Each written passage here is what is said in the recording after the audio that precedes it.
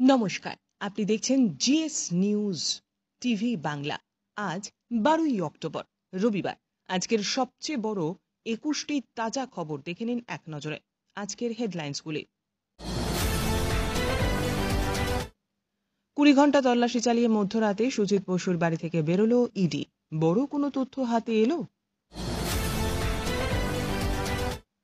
পঞ্চায়েত বৈঠকে হুলস্থুল, তৃণমূলের গোষ্ঠীদ্বন্দ্বে প্রধানের মুখে কালি। দক্ষিণ দমদম পুরসভার ইন্টারভিউ ছাড়াই নিয়োগ, কত টাকার খেলা? উত্তর খুঁজছে ইডি। মুখ্যমন্ত্রী হিসেবে কাকে চাইছে বিহারের জনতা? উঠে এলো সমীক্ষা। কয়েক লক্ষ টাকা হাতিয়ে ব্যাংক কর্মী ফেরার, পুলিশে অভিযোগ, মাথায় হাত গ্রাহকদের। বাধ্যতামূলক মামলায় পুনরায় তথ্য সংগ্রহের নোটিশ জারি, 3 দিনের মধ্যে জমা দিতে হবে তথ্য। মানসিক স্বাস্থ্যের সচেতনতায় ট্যাবলো বালুরঘাট থেকে যাত্রা শুরু করল। ট্রেন দেরিতে চলায় প্রতিদিন ভোগান্তি, প্রতিবাদে রেল অবরোধ হাওড়ার বরগাছিয়ায়। রবিবার রাজ্যে পুলিশ রিক্রুটমেন্ট বোর্ডের পরীক্ষা, পরীক্ষার্থীদের সুবিধার্থে রবিবার চলবে বিশেষ ট্রেন। কেমন আছেন খগেন মুর্মু? বিজেপি সাংসদকে নিয়ে চিন্তায় চিকিৎসকেরা। জাতীয় সড়কে ভেঙে পড়ল ব্রিজ, দীঘাগামী পর্যটকের গাড়ি আটকে রয়েছে, ব্যাপক যানজট। আতশ কাচের নিচে সহপাঠীর ভূমিকাও, দুর্গাপুরের ডাক্তারি ছাত্রীর গণধর্ষণ কাণ্ডের তদন্ত কোন পথে? মুখ্যমন্ত্রী হিসেবে কাকে চাইছে বিহারের জনতা? উঠে এলো সমীক্ষায়। তালিবানি নারী বিদ্বেষ দিল্লিতেও, মুত্তাকির সাংবাদিক বৈঠকে মহিলা সাংবাদিক প্রবেশে বাধা। খড়গপুরে তৃণমূলের পঞ্চায়েত প্রধানকে জুতো পেটা করে মুখে কালি দলেরই নেত্রীর, নিন্দা শুভেন্দু। মুখ্য নির্বাচনী আধিকারিককে হুমকি দিয়ে মহা বিপাকে মমতা, অবশেষে কড়া পদক্ষেপ নিল দিল্লি। মহারাষ্ট্রের পরে এবার বিতর্কে ছত্তিশগড়ের লক্ষ্মীর ভান্ডার, আচমকা কেন বাদ? 5 লক্ষ মহিলার নাম, ব্যাখ্যা দিল সরকার। কয়েক হাজার কোটির আর্থিক জালিয়াতি, আম্বানির ঘনিষ্ঠ সঙ্গীকে গ্রেপ্তার করল ইডি। মহামারীর থেকেও ভয়ঙ্কর অবস্থা, সংক্রামক জ্বরে ভর্তি হাসপাতাল, বন্ধ সব স্কুল, জাপান জুড়ে ত্রাস। হরিয়ানায় দলিত পুলিশ কর্তার সুইসাইড নোটে নাম, বরখাস্ত রোহতকের পুলিশ সুপার।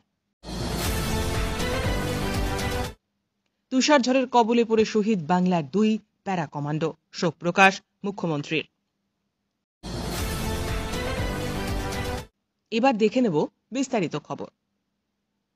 সেই সকালে এসেছিলেন, সূর্য ডুবে রাত গড়ালো। রাজ্যের দমকল মন্ত্রী সুজিত বসুর অফিস থেকে বেরোলেন ইডি আধিকারিকেরা। প্রায় 20 ঘন্টা চলল তল্লাশি। দুর্গাপুজো মিটলেই পুরসভা নিয়োগ দুর্নীতি মামলাতে কোমর বেঁধে ফের একবার মাঠে নেমেছে ইডি। একসঙ্গে 10 জায়গায় তল্লাশি অভিযান, আর সেখানেই 21 মাস পর আবার ইডির স্ক্যানারে চলে এসেছেন সুজিত বসু। গতকাল অর্থাৎ 10ই অক্টোবর সকালে তাঁর সল্টলেকের অফিসে হানা দেয় ইডি। সকাল সকাল চলে তল্লাশি, চলে সন্ধে পর্যন্ত, প্রায় 20 ঘন্টা। অন্যদিকে সুজিত বসুর ছেলের রেস্তোরাঁতেও তল্লাশি চালায় ইডি। বাইপাস সংলগ্ন ধাবার প্রায় 22 ঘন্টা ধরে তল্লাশি চালায়। এরপর ভোর রাতে তারা বেরিয়ে যান, বেশ কিছু নথি বাজেয়াপ্ত করেছে, এমনই সূত্র মারফত খবর। শুধু সুজিত বসুর ঘনিষ্ঠ নেতা চার্টার্ড অ্যাকাউন্ট্যান্টের বাড়িতেও তল্লাশি চালিয়েছে ইডি। ইডি জানতে চাইছে 2016 থেকে 2020 সালের মধ্যে সুজিত বসুর রেস্তোরাঁ, তার ছেলের রেস্তোরাঁর যে টাকা ঢালা হয়েছে সেই টাকা কোথা থেকে এসেছে। প্রসঙ্গত 2024 সালে লোকসভা নির্বাচনের আগেও 12ই জানুয়ারি সুজিত বসুর বাড়িতে হানা দিয়েছিল ইডি। সেই সময় বাজেয়াপ্ত করে নেওয়া হয়েছিল সুজিত বসুর ফোন। এদিকে ইডির সক্রিয়তা নিয়ে দমকল মন্ত্রী বলছেন, সবাই জানে যে এটা প্রেশার পলিটিক্স, যত নির্বাচনের সামনে আসবে তত এগুলি বাড়বে। আইনের মাধ্যমে আমরা ব্যবস্থা নেব। বিরোধীরাও চুপ নেই। বিজেপির প্রাক্তন রাজ্য সভাপতি তথা কেন্দ্রীয় মন্ত্রী সুকান্ত মজুমদার বলছেন, এত বড় দুর্গাপুজো, এত অনুষ্ঠান, নিজের জন্মদিনে মুম্বাই থেকে শিল্পী এনে অনুষ্ঠান, এত টাকা কোথা থেকে আসছে? জনগণকে জবাব তো দিতেই হবে। আবার অর্জুন সিং বলছেন, সুজিত বসুর একটা রোলের দোকান ছিল, আজ কম করে 10,000 কোটি টাকার মালিক, এদের তো গ্রেপ্তার করে তদন্ত করা উচিত। পুজো মিটতেই পুরো নিয়োগ দুর্নীতিতে আবারও কোমর বেঁধে মাঠে নামছে ইডি। ইডির নজরে দক্ষিণ দমদম পুরসভার 300-র বেশি নিয়োগ। 2020 সালে একই দিনে ইন্টারভিউ ছাড়াই 29 জনের নিয়োগের অভিযোগ। 2014 সাল থেকে দক্ষিণ দমদম পুরসভার নিয়োগের সংখ্যা 329। এর মধ্যে 2020 সালের মার্চ মাসে গ্রুপ সি এবং ডি পদে নিয়োগ 303 জন। প্রত্যেকটি নিয়োগ নিয়েই প্রশ্ন কেন্দ্রীয় এজেন্সির। অর্থের বিনিময়ে নিয়োগ। কোথায় পেল পুর নিয়োগ দুর্নীতির টাকা? তার খোঁজেই জোর কদমে চলছে তল্লাশি। সূত্রের খবর, 2020 সালে দক্ষিণ দমদম পুরসভায় একই দিনে সম্পূর্ণ ইন্টারভিউ ছাড়া 29 জনের নিয়োগ এবং 2020 সালে গ্রুপ সি ডি পদে 303 জনের নিয়োগের কথা সিবিআই তাদের চার্জশিটে উল্লেখ করেছিল। এখন এতেই পুরো নজর এনফোর্সমেন্ট ডিরেক্টরেটের আধিকারিকদের। এই সব নিয়োগের ক্ষেত্রেই দায়িত্বে ছিল অয়নশীলের সংস্থা। তারাই যে পুর নিয়োগ দুর্নীতির মাথা, তা বারবার কেন্দ্রীয় তদন্তকারীর তদন্তে উঠে এসেছে। এদিন দমকল মন্ত্রী সুজিত বসুর অফিসেও হানা দেয় ইডির আধিকারিকেরা। দমদম পুরসভার চেয়ারম্যান নিতাই দত্তের বাড়িতেও হানা দেয়। প্রায় 20 ঘন্টা ধরে চলে সুজিতের বাড়িতে এবং অফিসে তল্লাশি। বিহার ভোটে আর বাকি মেরে কেটে মাসখানে। এই পরিস্থিতিতে তুঙ্গে জল্পনা, নীতিশই কি ফিরবেন মাসনাদে, নাকি কোনো নতুন মুখকে দেখা যাবে রাজ্যের মুখ্যমন্ত্রী পদে?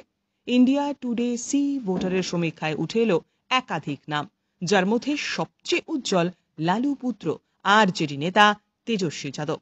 দ্বিতীয় নামটি প্রশান্ত কিশোরের। তাদের পিছনে রয়েছেন বর্তমান মুখ্যমন্ত্রী নীতিশ কুমার। অর্থাৎ সমীক্ষার দাবি অনুযায়ী অনেকটাই ফিকে হয়ে গিয়েছেন বর্ষিয়ান এই রাজনীতিবিদ। প্রসঙ্গত, 2020 সালের বিধানসভা ভোটে বিহারে এনডিএ শিবিরে সবচেয়ে বেশি আসন পেয়েছিল বিজেপি 74টি, জেডিইউ পেয়েছিল 43টি এবং জেডিইউ এর চেয়ে অনেকটা বেশি আসন পেয়েছিল গেরুয়া শিবির। নীতিশ কুমারের জনপ্রিয়তা যে অনেকটাই কমে গিয়েছিল তা নতুন করে তুলে ধরল সমীক্ষার ফলাফল। এরপরও বিজেপি তাকেই সামনে রেখে এনডিএর প্রচার শুরু করে কিনা তাও দেখায়। আগামী 6 এবং 11 নভেম্বর 2 দফায় ভোট বিহারে। 121টি আসনে প্রথম দফায় নির্বাচন হবে, বাকি দ্বিতীয় দফায়। গণনা 14 নভেম্বর। যাবতীয় প্রক্রিয়া শেষ হবে 16 নভেম্বরের মধ্যে। প্রথম দফায় মনোনয়ন জমা দেওয়া যাবে 10 অক্টোবর থেকে। মনোনয়ন জমা দেওয়ার শেষ তারিখ 17 অক্টোবর। মনোনয়ন প্রত্যাহারের চূড়ান্ত সময়সীমা 20 অক্টোবর। দ্বিতীয় দফার নির্বাচনের মনোনয়ন জমা দেওয়া যাবে 13 অক্টোবর থেকে। মনোনয়ন জমার শেষ তারিখ 20 অক্টোবর। মনোনয়ন প্রত্যাহারের চূড়ান্ত সময়সীমা 23 অক্টোবর। লক্ষ লক্ষ টাকা প্রতারণার অভিযোগ উঠতেই উধাও ফারাক্কার এক রাষ্ট্রায়ত্ত ব্যাংকের অস্থায়ী কর্মী প্রবীণ দত্ত। ব্যাংকের তরফ থেকে তার বিরুদ্ধে থানায় অভিযোগ জানানো হয়েছে। মোট কত টাকা তছরূপ হয়েছে কর্তৃপক্ষের কাছে জানতে চেয়েছে পুলিশ। যদিও ম্যানেজার অরিন্দম মিত্র জানান, কত টাকা তছরূপ হয়েছে তা বলা মুশকিল। বিষয়টি ব্যাংকের অডিট অ্যান্ড ভিজিলেন্স টিমের ইন্টারনাল অডিটরা এসে দেখবেন। রিপোর্ট পাঠানো হয়েছে ব্যাংকের উচ্চপদস্থ কর্তাদের কাছে। ব্যাংক ম্যানেজার জানান, গত সেপ্টেম্বর মাসে তার কাছে প্রথম অভিযোগ করেন বিশ্বজিৎ হাওলাদার নামে এক গ্রাহক। তার টাকা জমা পড়েনি। গত মঙ্গলবার আরও কয়েকজন গ্রাহক একই অভিযোগ জানান। কিভাবে প্রতারণা করতেন তিনি? রোজকার লেনদেনে তার সাহায্য নিতেন ব্যাংকের অন্য কর্মীরা। ডিপোজিট স্লিপ, উইথড্রয়াল স্লিপ লেখা, অন্য কারো আইডি থেকে লগ ইন করে ব্যাংকের পাস বই প্রিন্ট করে আপডেট করার কাজ করানো হতো তাকে দিয়ে। প্রায় 13 বছর একই ব্রাঞ্চে কাজ করার সুবাদে প্রায় সব গ্রাহকদের নারী নক্ষত্র জানা ছিল প্রবীণের। বিশ্বাস অর্জন করে বহু গ্রাহকের সুনজরে পড়তেও সময় লাগেনি। প্রবীণ পরে গ্রাহকদের টাকা জমা দেওয়ার নথি দেখালেও আদতে তা ছিল ভুয়ো কাউন্টার পার্ট। সেই টাকা ব্যাংকে আদৌ জমা পড়েনি বলে অভিযোগ। কিছুটা অনুমান করে প্রথম গত কয়েকদিন ধরে গ্রাহকেরা ব্রাঞ্চ ম্যানেজারের কাছে অভিযোগ জানান। অভিযোগ, কারোর 5, কারো বা 2 বা কারো বা 9 লক্ষ টাকা জমা করে দেবেন বলে নিয়েছিলেন ওই কর্মী, কিন্তু তারপর সবই নিজের অ্যাকাউন্টে ঢুকেছে। প্রবীণ 4র্থ শ্রেণীর অস্থায়ী কর্মী এবং তার স্ত্রী একই ব্যাংকের অন্য শাখার কর্মী।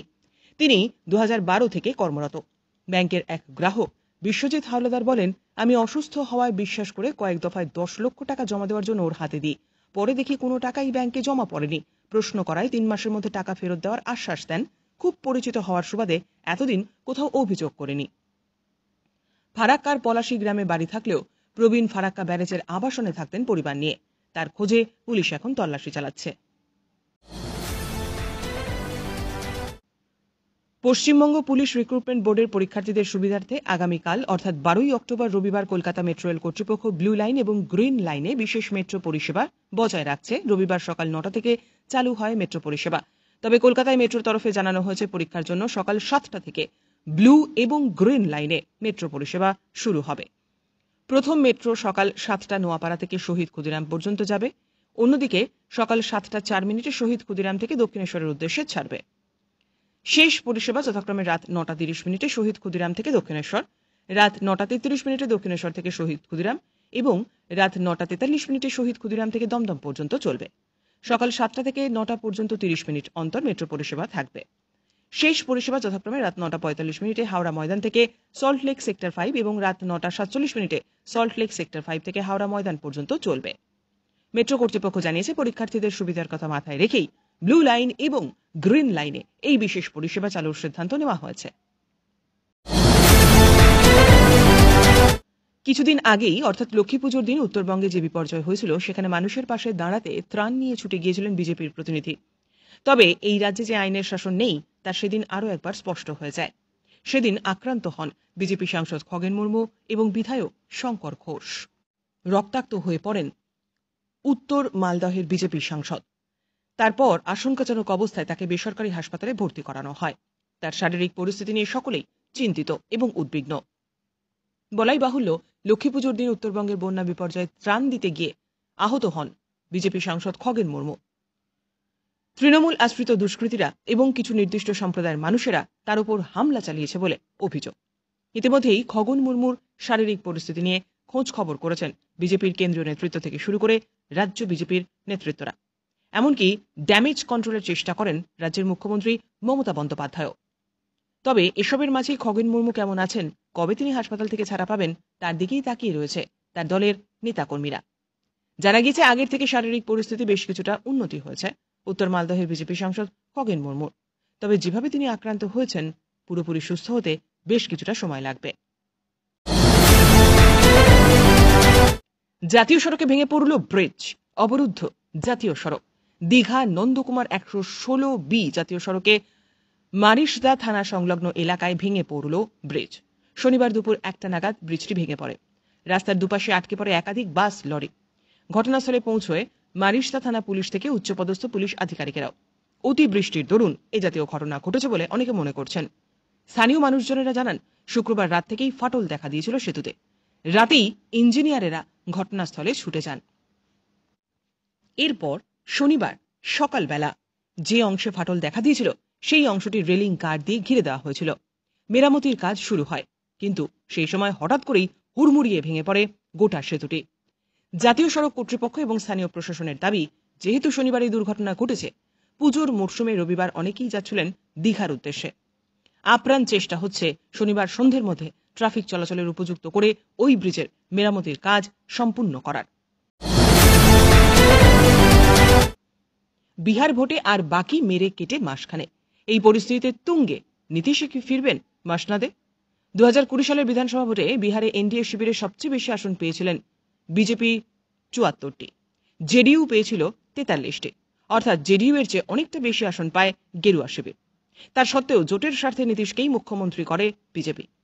এবারও এনডিএর মুখ সেই নীতিশই, ফলে তার ভাগ্য নির্ধারিত হবে আগামী নির্বাচনে। মহিলা ভাতা ঘিরে এবার বিতর্ক দানা বাঁধল আরও এক বিজেপি শাসিত রাজ্যে। ছত্তিশগড় সরকারের মাহতারি বন্ধন যোজনা থেকে হঠাৎ কয়েক লক্ষ মহিলার নাম বাদ পড়েছে। দাবি করা হচ্ছে গত কয়েক মাসের মধ্যে প্রায় 5 লক্ষ উপভোক্তার নাম বাদ পড়েছে। লক্ষ্মীর ভাণ্ডার প্রকল্পের ধাঁচে বিভিন্ন বিজেপি শাসিত রাজ্যে অনুরূপ মহিলা ভাতা চালু রয়েছে।